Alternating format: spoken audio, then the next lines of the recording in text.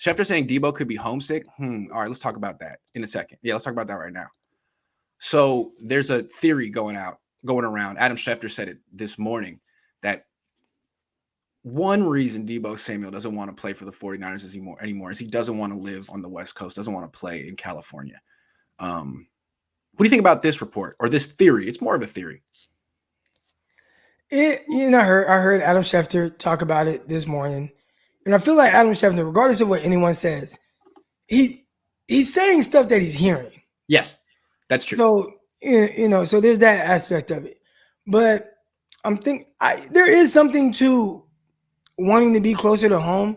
I've been in those situations, obviously much smaller scale, right? But I had opportunities where I played. I went to college in Arkansas. I live in Arkansas now, but I went to college here. I'm from Stockton, California. Yeah, I want to be home. I want to be close to home. Mm-hmm. And the moment I had an opportunity to be close to home, play for San Jose SaberCats. Boom. See that one? Yep. Hold on, I bring up my ring a little bit. Won a championship with them. Yeah. Right? But the moment I got a chance to play home, it's like, man, I'm to the crib. Yeah. And if I'm Debo Samuel, I could see that newborn child. I don't know where his child is. Somebody said Florida or Miami or something like that. If his child is there, I could see him wanting to be closer to home more, full time as opposed to being somewhere else. And if you have the leverage, which clearly in the situation he doesn't have necessarily the leverage, he could just tell him he's not happy about it. But if you have the ability to say, hey, I want to be closer to home, I get it. I understand that. It makes sense, but to me, I don't buy it because I don't buy it either. Yeah, and most guys have an off-season home anyways. Like George Kittle, I bet he's not in California. He's in Nashville.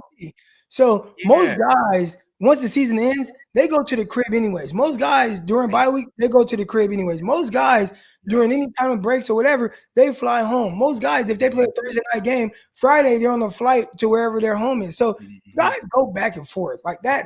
But maybe he doesn't want it to be as difficult as that. Well, let's go back to what you said at the beginning. If Schefter said something, he heard it. I agree. Where did he hear it from? Is this from the Niners or from Debo? Who does this information suit? To me, it makes the Niners look good. What are the Niners trying to do? They're trying to protect themselves. Yo, we didn't mess up. Debo doesn't like playing running back. Oh, Debo just doesn't like California.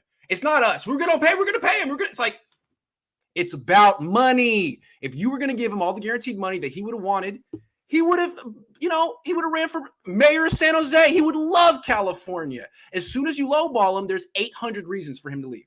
And one of them might be taxes. One of them might be, all of a sudden you start putting the list together in your mind. I don't like this. I don't like this. I don't like this. I don't like your offer. I don't like your face. I don't like your breath. You know what I'm saying? If you were offering him $80 million guaranteed, it'd be no problem. That's the way I look at it. So like, it might be California, but that's what the Niners are going to sell. We didn't do anything wrong. He doesn't like democratic policies. Like, okay, all right, fine, sure. Yeah, like, he don't care about none of that. If you gave him enough money, he could afford it. Right. Bosa doesn't like. Apparently, he doesn't like. The West Coast, and he's not a blue state type guy. But if you pay him the right amount, neither is his brother. But his brother's gonna put roots in freaking L.A.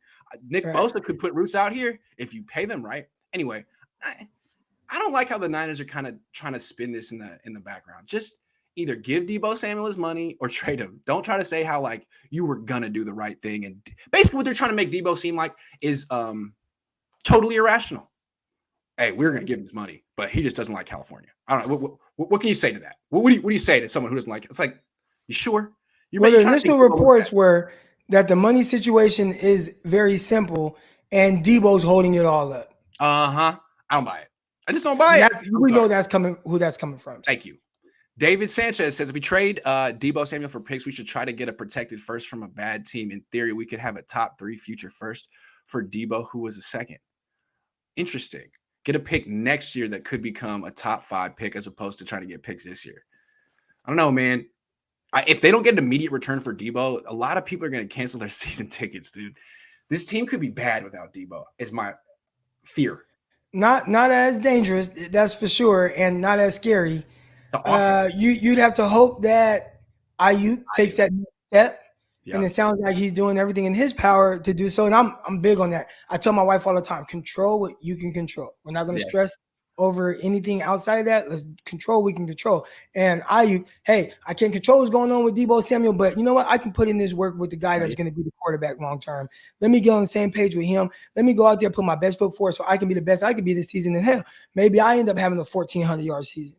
So, and then people, I don't want to say forget about Deebo, but, it's like, oh, well, okay, maybe we're not missing out as much, but that's tough. What I wouldn't do, though, is the mistake they did before, which is thinking that I'm going to trade, let's say hypothetically speaking, the Jets be like, all right, you can take number 10. And it's like, all right, I'm going to take number 10. I'm just going to draft a receiver. Don't do that. Don't do that.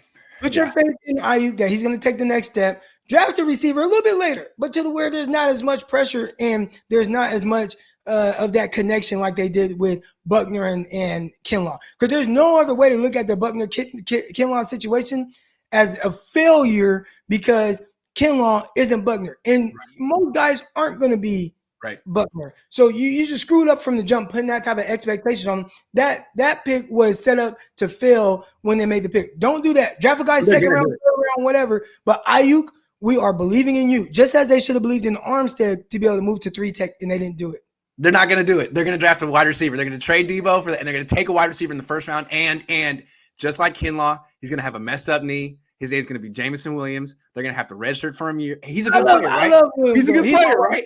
He's a good player, right? When you're the 49ers and your history of taking guys with injuries and like Kinlaw, I hope he just goes somewhere where they don't have an injury history, so it won't even be in your head. Because if you go to 49ers, they're going to do it, man. I bet you. Okay, hold on. What I want to say with Ayuk, before we knew that Deebo had made his request, but this is after he had made his request. The Niners had their local pro day. Ayuk was there. I was there. And Ayuk was just chilling, watching with Kinlaw. And I was waiting because I wanted to talk to Ayuk for a minute about something private just between me and him. And I was waiting. And all of a sudden, I heard a PR guy go over to Ayuk and say, hey, coach wants to talk to you guys. And it was Kinlaw and Ayuk. So they walk over, and Ayuk spends about 15 minutes talking to Kyle. Kinlaw spends about 15 minutes talking to Lynch. And it was like, it was right in front of the press. It was definitely meant to be seen. And Ayuk and Kyle talked at length, with their arms. Like, they were having a very in-depth conversation. I have no idea what they were talking about. Afterward, I asked Brent, I said, hey, what are you and Kyle talking about? And he said, I don't know what you're talking about. I don't know. It just seemed like, man, what could they have been saying, knowing that Deebo had already put in his trade request? Hey, man, and now we know, because reports have come out that it was over a week ago that he initially requested a trade. Yeah, that's right. Hey, man, it's going to be your offense this year.